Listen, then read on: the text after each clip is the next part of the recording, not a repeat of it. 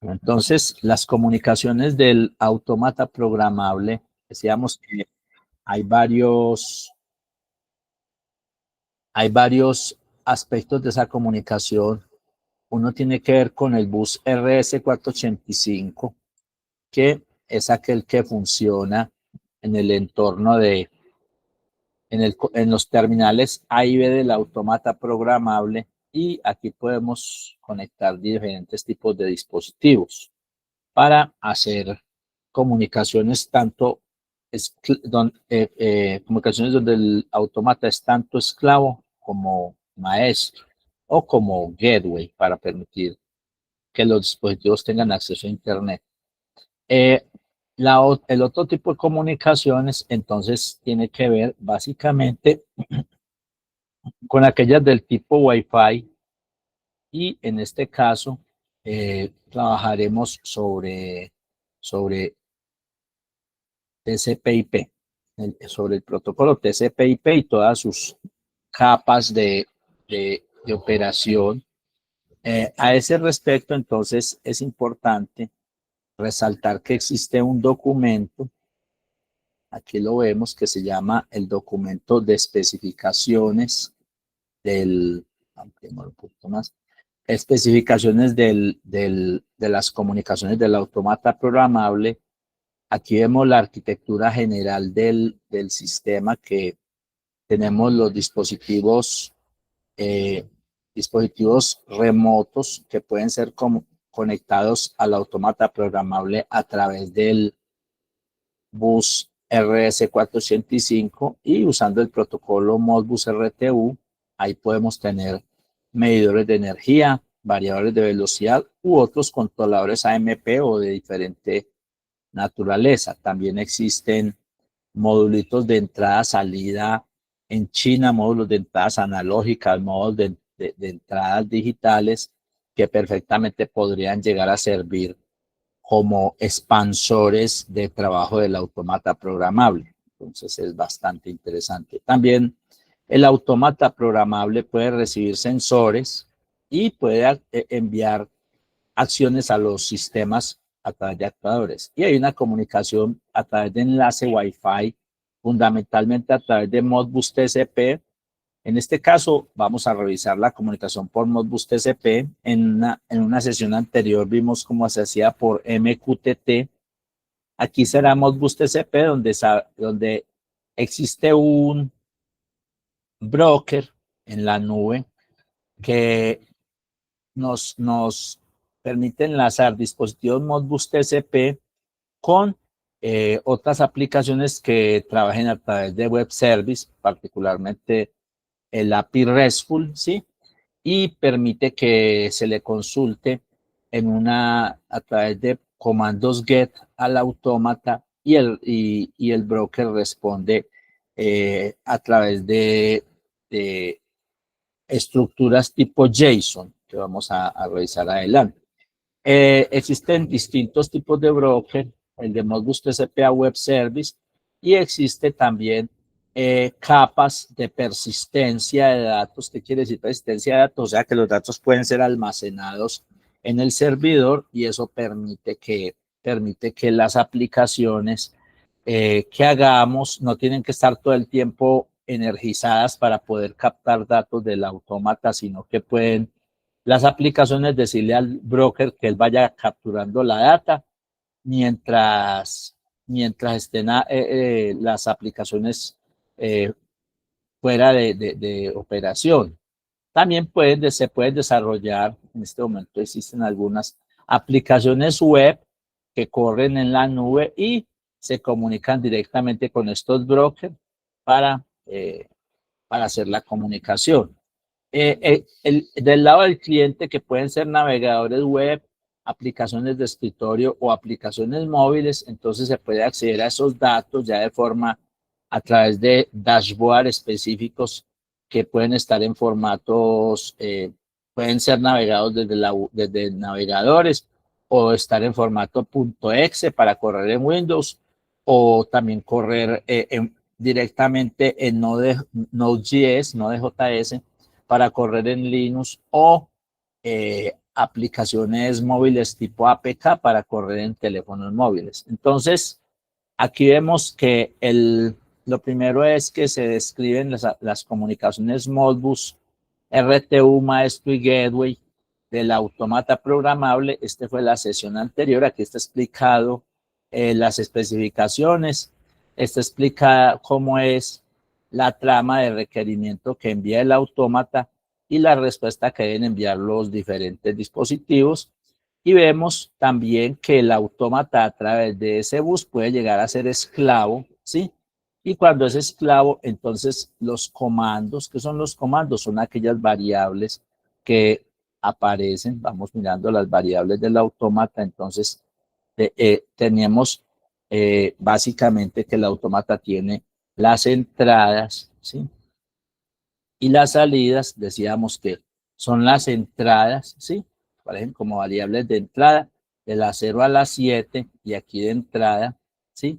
De la 8 a la 15. No quiere decir que sean entradas, sino que son variables que son de solo lectura, y en el mismo mapa de las entradas tenemos las salidas, tenemos los comandos que están en la dirección 0, los ajustes que están en la dirección 256 y las variables internas que están en la dirección 768. ¿Sí? Entonces ahí tenemos lo que las diferentes zonas de registros holding. Aquí aparece que los comandos están en la dirección 0, los ajustes en la dirección 256, la memoria en la 768, los puertos en la 1024, y también podemos leer variables del sistema. Ya luego aparece la otra parte, que es la comunicación con el broker, que es lo que nos interesa hoy. Entonces aquí aparece explicado que se hace directamente desde el autómata hasta el broker, es el protocolo Modbus TCP, y aquí explican la estructura de los datos que viajan en el protocolo Modbus TCP cuando se le consulta al autómata, y la respuesta que el autómata AMP1F va a dar a Modbus TCP, explicado cada dato cómo es.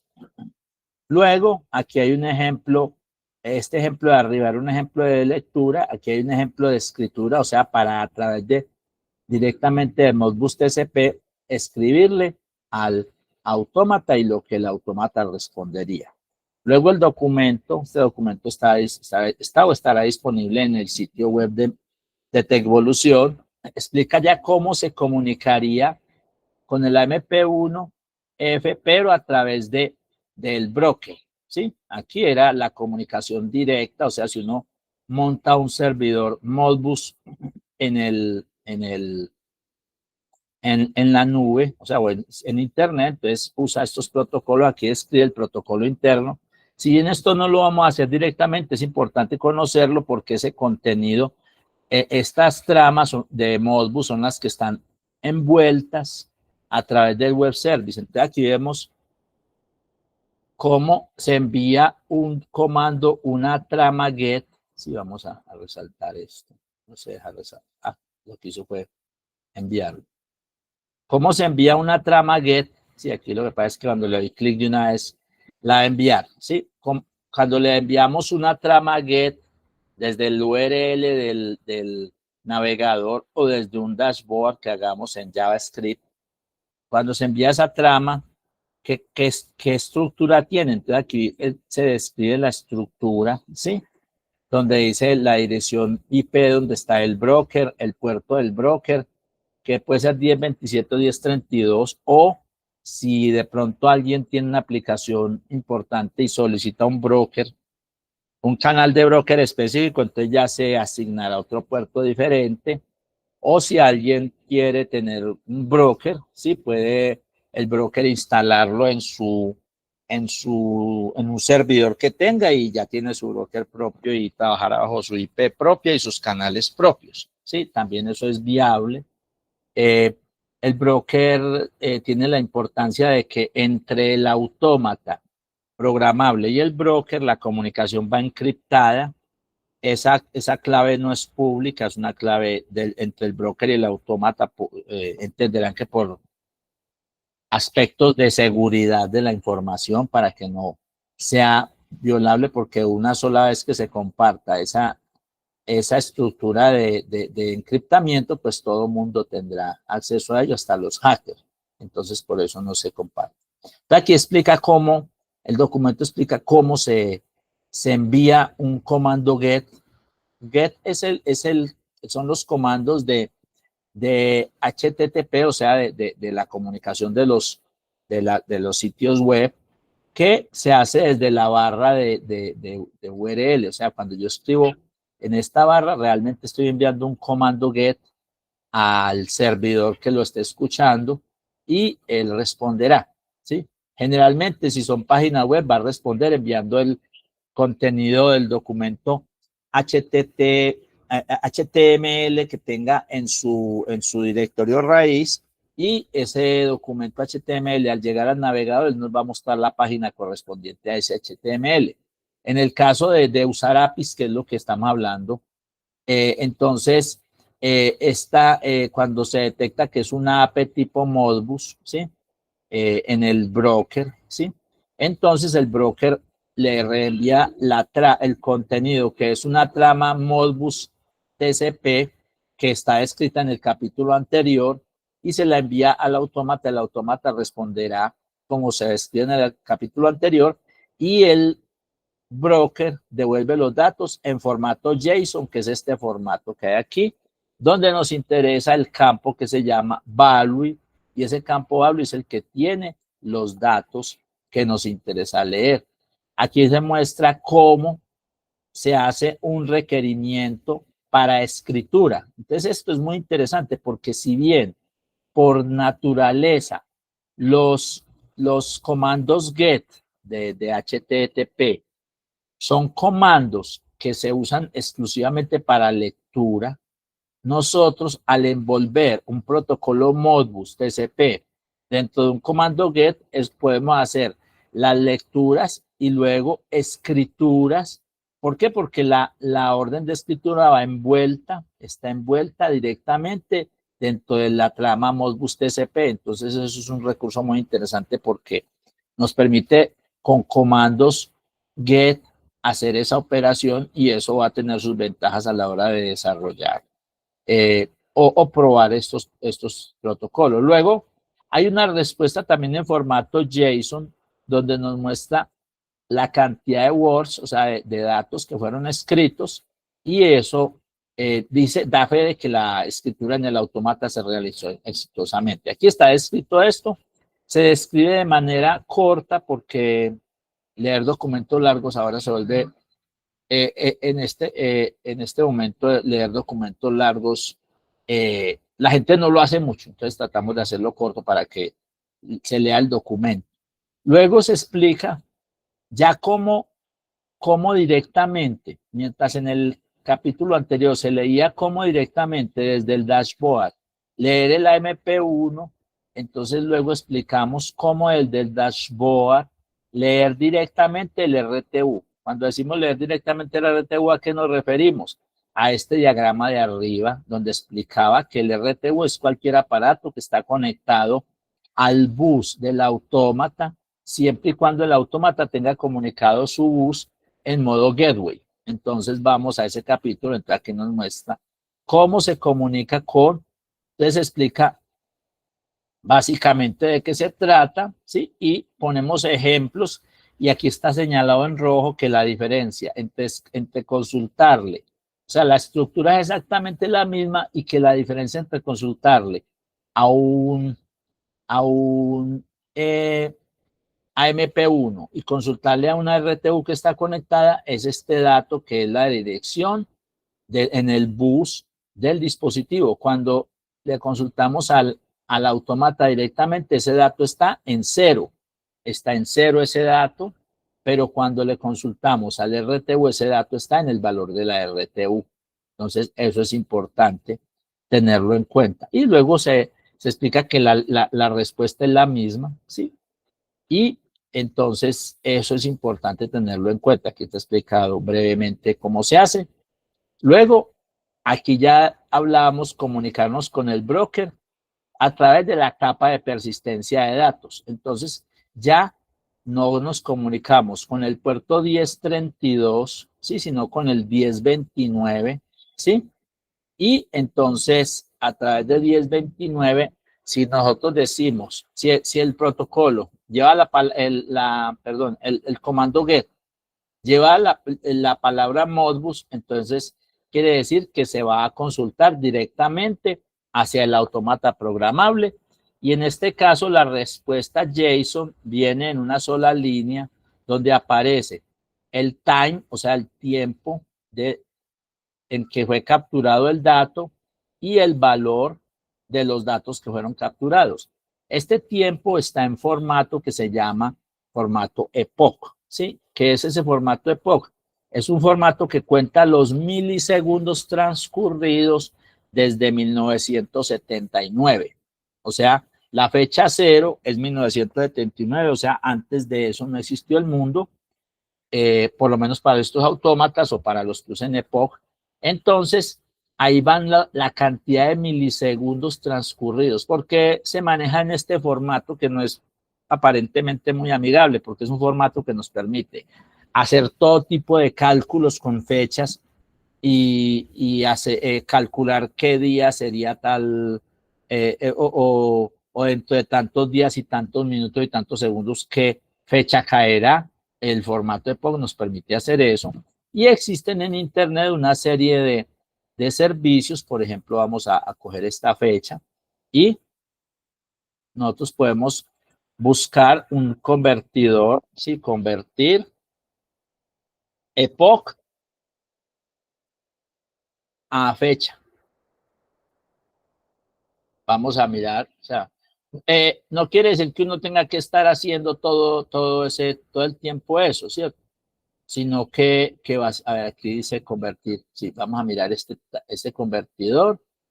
Entonces aquí le pone uno el valor voy a pegar el valor que había allá, le dice convertir y me dice corresponde al jueves 13 de noviembre de 2025. Vamos a mirarlo amplificado.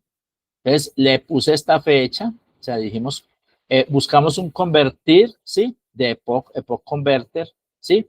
Y le pegamos el valor que traje de allá y le dije que convertir a fecha y me dice que el jueves 13 de noviembre de 2025 a las 4:33, 76 milisegundos, sí, y 76, a las 0 horas 12 de la noche, 47 minutos, 33 segundos, 76 milisegundos, miércoles, sí, entonces ahí está sí, o sea, está diciendo que eso fue hace 10 días. Entonces, ese es el concepto del formato epoch. No quiere decir que nosotros tengamos cada vez que hacer eso, que venir a hacerlo en una aplicación. No, lo que quiere decir es que en JavaScript y en todos los lenguajes prácticamente existen funciones que te convierten de epoch a la fecha actual y que convierten de la fecha actual a epoch. Entonces, y fuera de eso, pues el hecho de guardar en la base de datos, guardar un valor, así es más compacto que guardar toda la fecha entera. Entonces, por eso se maneja de esta manera. Aquí está entonces cómo hacer una lectura, ¿sí? Directamente como Modbus y cómo hacer una escritura. Entonces, vemos que las respuestas, el JSON viene comprimido o viene sin campos como venía antes, cuando hacíamos directamente con el broker directo, cuando lo hacemos a través de la capa de persistencia, cambia un poquito la forma en que viene el JSON, JSON, o sea, el JSON. Aquí está JSON, ¿sí? El JSON viene en línea, no viene en varias líneas, sino en una sola línea. Luego veremos por qué lo está haciendo de esa manera. Eso para un parser de JSON, o sea, la función que nos explora el JSON dentro de JavaScript o dentro de los lenguajes, es indiferente, porque ellos lo que hacen es buscar en cada llave cuál es el valor que tiene, independiente de si hay espacios o no los hay, o si hay avances de línea. Aquí está explicado cómo se hace la consulta. Entonces vemos que con respecto a la consulta anterior es lo mismo, ¿sí? Y luego explican completamente ya cómo se maneja un esquema de persistencia, y es que yo le puedo mandar un comando que ya no dice Modbus. Aquí se disparó. Vamos acá. Le puedo mandar un comando que ya no dice Modbus, sino que dice query. ¿Sí? Mientras en el get anterior preguntábamos por Modbus para comunicarnos derecho con el autómata, le podemos mandar ya queries, o sea, queries consultas a la base de persistencia. Si yo le mando un query con W, le mando a decir cómo se llama la base de datos, le mando a decir cómo se llama la tabla, entonces él escribirá en esa base de datos y en esa tabla, y si la tabla no existe, la creará, ¿sí? Luego aquí viene la clave secreta, que en este caso es, de nuevo, es una super clave, 1, 2, 3, 4. Esa clave, pues ya cuando se va a trabajar esa es la clave de desarrollo, ¿sí? Cuando ya se va a trabajar en producción, esa clave se cambia, tanto en el broker como o sea, en la capa de persistencia como en la aplicación de dashboard, ¿sí? Porque por efectos ya de seguridad. Aquí vemos entonces cuando ya nosotros enviamos ese get, ¿sí? Con query, el broker responde con un status, ¿sí? Y diciendo que ha sido programado en la base de datos, unos datos, enseguida explicamos eso un poco más a fondo, y nosotros luego ya cada que le digamos, que mandemos a preguntar por queries, donde ya no es W sino R, y le decimos de qué base de datos, de qué tabla y con qué filtro, él nos responderá todos los datos que hayan sido leídos del autómata con la fecha respectiva en que fue leído el dato desde el autómata. O sea, no importa que lo leamos a los 10 días, nos va a decir en qué fecha realmente fue leído el dato y qué datos vinieron, ¿sí? Ya estos datos se tratan directamente. Nosotros también podemos hacer mantenimiento desde nuestra aplicación, y si el query tiene una C, entonces quiere decir borrar, y entonces le decimos en qué base de datos, en qué tabla y con qué filtro. Por ejemplo, si el filtro es last, estamos borrando. Por ejemplo, aquí vemos que este tiene una clave mucho más compleja, o sea, más compleja, ya tiene ciertos símbolos, y esa clave entonces nos permite nos permite ya trabajar con mayor seguridad, y nos responde el sistema que ha borrado los datos, ¿sí? ¿Cuáles datos ha borrado? Ahí tenemos la especificación de cómo trabajan las comunicaciones desde Internet para el autómata programable, y aquí abajo encontramos un ejemplo, ¿sí? Para presentar esos datos en dashboard. Entonces aquí nos muestran una función en JavaScript que le consulta, ¿sí? O sea, que coge la trama tal como está allá arriba, como las que mostramos allá arriba. Volví. Cada que señalo, bueno, muy interesante, muy automático. Entonces, aquí están los datos, ¿sí?